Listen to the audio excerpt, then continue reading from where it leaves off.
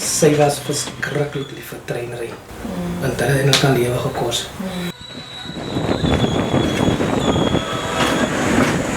Hierdie brug het 'n hartseer storie.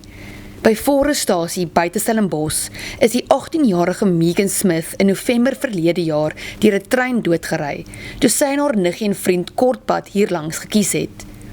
Sy het een eksamen oorgehad van haar skoolloopbaan. Smith was in matriek aan Hoërskool Scottsdene in Kuilsrivier en die afgelope week het skoolverlaters reg oor die provinsie hul uitslae gevier.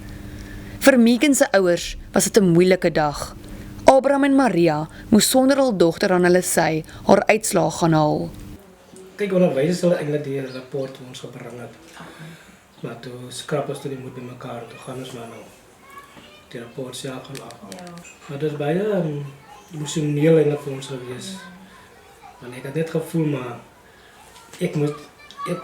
ons moet samen nagewys het om een rapport te gaan afhaal, verstaan nie.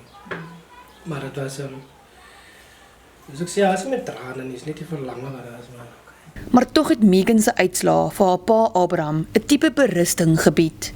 Ek wil eintlik sê dankie vir Megan vir die. Ek het geweet sy gaan slaag, maar toe sy gaan so goed slaag. So nou kan ek kry 'n mate berusting nou. Daar moet 'n tyd nou kom dat ons die aanvaarding moet kry, maar ons nie pad stap sonder Megan. Staan so.